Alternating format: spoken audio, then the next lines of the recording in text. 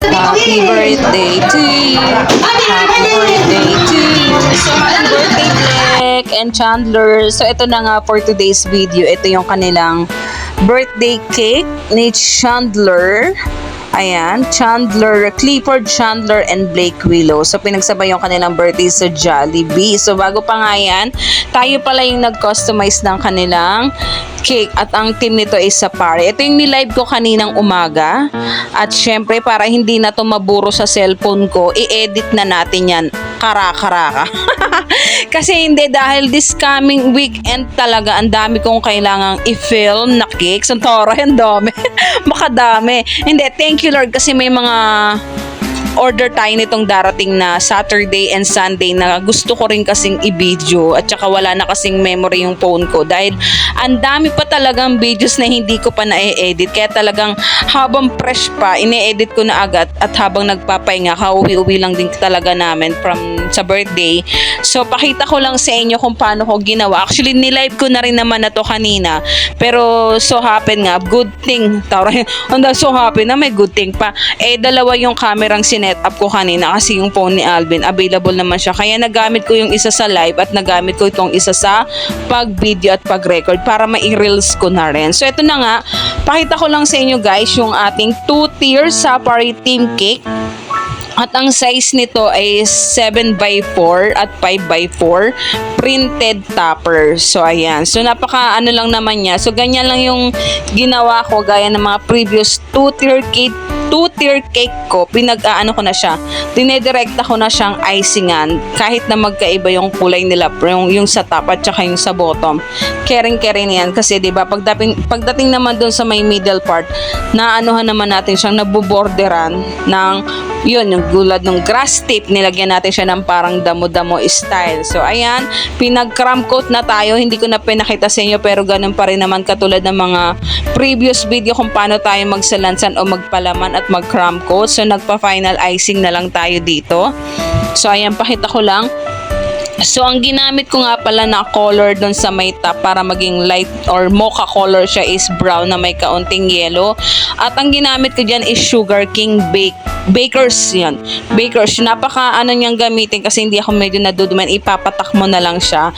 Then, napaka pigmented ng color na to. So, natutuwa nga ako. Bibili pa ako ng iba pang color kasi 6 lang yung binili ko yung mga tipong gamit na gamit. At saka yung sa bottom part naman is brown na brown. So, dinagdagan ko lang yung natirang 'di ba may natirang icing doon sa may ibabaw, yung top natin. So dinagdagan ko lang yun ng dinagdagan ng brown para mag darker yung brown. Then ang style pala ng ating ano dito nung ibabaw is sinuklayan lang natin at yung nasa ibaba ay parang wooden style. So ang diskarte naman para ma-achieve natin yung wooden style, medyo kapalan lang ng kating ng kaunti yung pag-icing sa baba at i-ano-ano lang natin siya ng toothpick. Sumasakit yung tiyan ko, nabusog ako ng sobra. Thank you so much sa pag-invite Genesis. Ayan, Genesis sa pag-invite. Ayan, so malapit na tayo. Naglalagay na lang tayo ng border. Ayan, so kung nakita ninyo, gumamit lang tayo ng toothpick para ma-achieve natin yung parang wooden or parang kahoy na style ng ating cake. Ayan, so kung may mga upcoming design kayo na ganito, ito yung diskarte na pwede ninyong gayahin. Actually, nakita ko rin naman yan sa ibang mga na cake baker or cake artist. So, ayan, naglalagay na tayo dito ng printed topper. Ayan, so again, dinownload ko lang yan sa Pinterest at inedit ko lang din yan sa PixArt or sa Pontop. Actually, meron na akong na-print nito last time hindi ko na makita. Kaya nag-edit na lang tayo ulit. So, ayun na nga. So, ilagay lang natin siya. Syempre, as decorator, cake decorator, kung paano siya i-stylean. Hindi lang tayo basta-basta lagay lang ng lagay ng printed topper. Kumbaga, syempre, aurahan mo naman na magandang tingnan. 'Di ba? Kasi 'di ba ang birthday, ang cake ang isa sa napaka-importanteng handa or talagang hindi mawawala sa isang handaan, lalo na pag birthday kasi yan ang ating binublow, 'di ba? So kailangan dahil customized nga ito, we make it a point na yung design natin is originally hindi naman sinabing original, kumbaga customized na kumbaga para sa kanya yung design na yan, na siya lang kumbaga yung mga topper, yung may picture niya, yung pagsasaayos ng mga natin, ng mga animals, yung mga printed, hindi pwedeng may katulad sa iba, kumbaga customized or kumbaga originality mo tong style na ganito. So ayun na nga, tapos na tayo at chinilled na nga namin ito, at kami na rin pala ang magdi-deliver natin. Sasabay na namin to sa pagpunta sa venue dahil in-invite na nga rin kasi kami ni Hensi na umattend sa birthday ni Blake at saka ni Chandler. So ayan, pakita ko lang sa inyo yung final look ng ating safari team cake. Ayan, so ayun na nga, so nag-tricycle na lang kami mula Deca hanggang dito sa may venue, dito sa may Jollibee Northport, sa may Delpan. Ayan, so napaaga kami pero okay na rin kasi ayoko naman yung malilate na naman yung cake, di ba? Di ba? Mauna-una naman tayo minsan. Wag yung tayo naman laging late kung mga cake ko, di ba? Kaya naman, tayo na nga nag-deliver, malilate pa.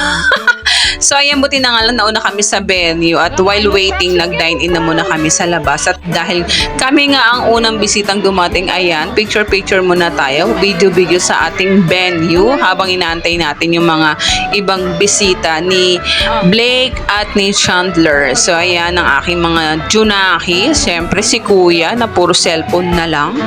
Ayan, so buti na nga lang panggabi si Alvin kasi naku, medyo alagain pa kasi si Athena, talagang susundan mo talaga siya. Talagang kung saan siya pupunta ay kailangan sundan mo dahil kasi maglilikot o kaya baka hindi natin maano yung disgrasya kasi 'di ba? Alam naman natin kapag ka-toddler medyo alagain pa talaga. So ayan na nga yung mga ganitong tagpo kasi ito na lang talaga yung mga araw or panahon na magkakakita-kitaan, yung mga magkakamag-anak, yan sila Ate Erlene, yan sila Maring Edley, Paring Peter, yan yung mga kamag-anakan kasi to nila Alvin, more on sa side kasi nila to.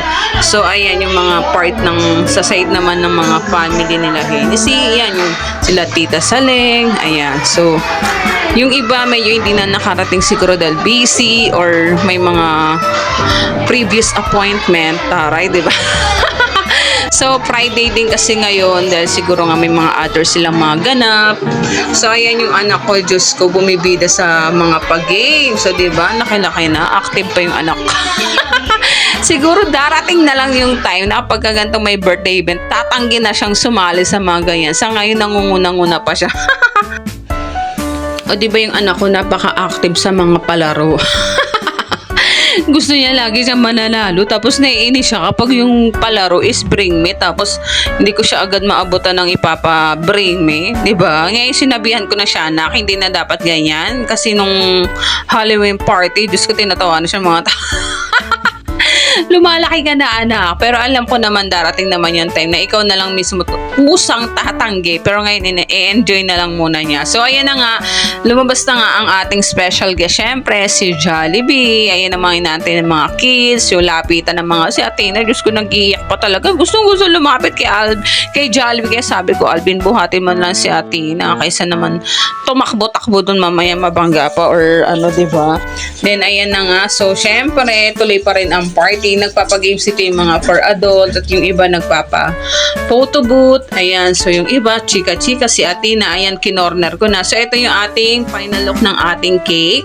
Ayan, so konting picture with Blake and Chandler. So ito yung while waiting nung kanina nag-aantay kami. So ayan, so maraming salamat Hennessy sa pag-invite. So thank you din for keep on trusting cakes ni Lay at iba pa.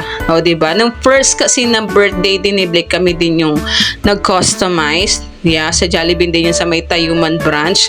Ayan, buti na nga lang at available si Alvin panggabi kasi siya ngayon. So ngayon natutulog na siya. Kailangan niya munang matulog para mamaya i-duty naman siya. So nauna na rin kaming umuwi at talagang grabe na busog talaga kami. So dinner na talaga, up to dinner na talaga. Nakakabusog talaga basta si Jollibee ang inihain sa'yo kapag birthday yan, lalo na may mga bata. Bidang-bida talaga ang saya. At ito rin talaga yung mga pagkakataon na parang simple get together na magkita kayo ng magkaka-relatives, diba, yung mga kakilala mo, at saka yung makapag-unwind sa sobrang busy nating sa buhay. Ito yung mga tagpo na pag nai-invite kami, talagang ginagawa din namin na parang ina-adjust namin yung time namin na maka-attend, lalo na kasi mga bata dahil nga Jollibee, diba? So ayun, thank you so much for trusting Cakes ni Lay at iba pa. So sa mga recommendation ninyo at pagtatag, thank you po, at share ko na rin, di ba? Siguro sa next videos ko na lang ikukwento yung naganap. So yun lang for today's video. Bye-bye!